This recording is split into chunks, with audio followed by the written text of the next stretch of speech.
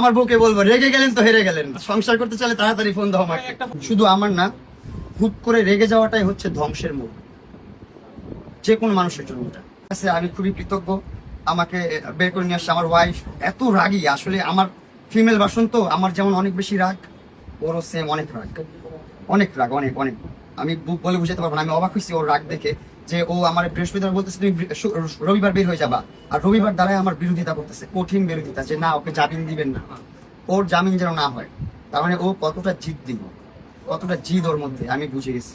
Same to same আমার second version, মেয়ে version.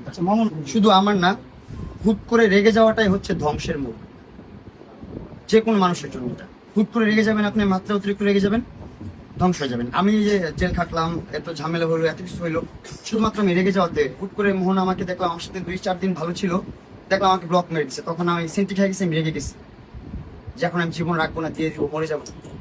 Devdas হয়ে গেছিলাম ওই টাইমে।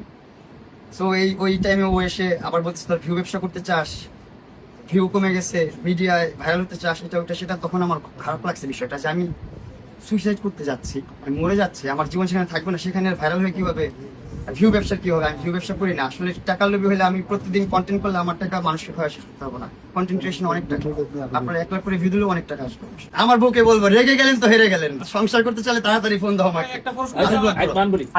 হাত জোর করে মাফ চাচ্ছি আমি, আমার পারিবারিক বিষয়টা চলে আসে, আমার ফ্যামিলিও বুঝতে পারে না, ওয়াইফ বুঝতে পারে না, এখানে থার্ড পার্সনরা খেলে দিচ্ছে আর কি, ওরা ম্যাচ খেলে গেছে, ওরা উইনার, আমরাই লুজার দিন শেষে।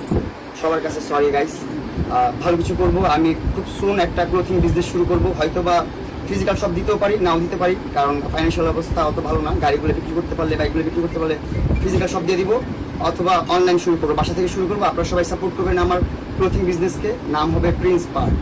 প্রিন্স পার্ককে সবাই সাপোর্ট করবেন, সবাই আমার ক্লোথিং ব্র্যান্ড থেকে শার্ট, প্যান্ট আরও ইত্যাদি যা যা লাগে সব কিছু কিনবেন। সর্বপ্রথম নিজের সাথে কথা বলা উচিত, একদম সব কিছু থেকে দূরে যাইতে হবে। সর্বপ্রথম এই ফোন থেকে, এই ফোনটা থেকে একদম দূরে সরে যেতে হবে, একদম এই ফোনের কাছে থাকা যাবে না। এই ফোন হচ্ছে খুব ডেঞ্জারাস জিনিস, খুব ভয়ঙ্কর জিনিস। এই ফোনটা নষ্ট করে ফেলে মানুষের সম্পর্ক, মানুষের সব কিছু। ফোন থেকে, সোশ্যাল মিডিয়া থেকে, অনলাইন থেকে, সব কিছু থেকে দূরে সরে যেয়ে নিজেকে একা করে ফেলেন, একা থাকেন, নিজের সাথে নিজে কথা বলেন, কী কী করতেছেন লাইফে, কী কী করবেন, এগুলো নিয়ে ভাবেন।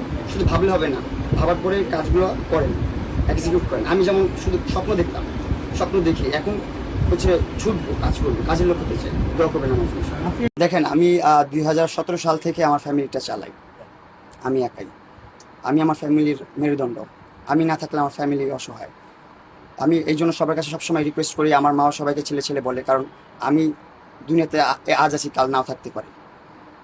আমি যখন না থাকবো, আপনারা অবশ্যই আমার বাবা মাকে দেখবেন, ভালো মন্দ জানবেন, খবর নেবেন, দোয়া করবেন, এতটুকুই চাই সবার কাছে। আর লাইফে চাইলে নেশাখোর হইতে পারতাম অনেক আগেই, কারণ 17 সাল থেকে আমি নিজে আর্ন করি, নিজে সংসার চালাই। নেশাখোর আসলে শখে হয় না মানুষ অনেক ডিপ্রেশনে যে নেশার রাস্তা বেছে নেয়, যে আসলে ওই ডিপ্রেশনে আমি থাকতে চাই না, নেশা করলে ওইখান থেকে বের হয়ে থাকা যায়। কিন্তু এটা হচ্ছে একটা ভুল থিওরি। আমি বলবো যে নেশা করে আসলে আপনি অল্প কিছু সময়ের জন্য ভুলে থাকতে পারবেন, কিন্তু আপনি পার্মানেন্টলি আপনার নিজেকে ক্ষতি করতেছেন, আপনার দেহকে ক্ষতি করতেছেন, আপনি সব কিছু, আপনার ক্যারিয়ার নষ্ট করে ফেলতেছেন।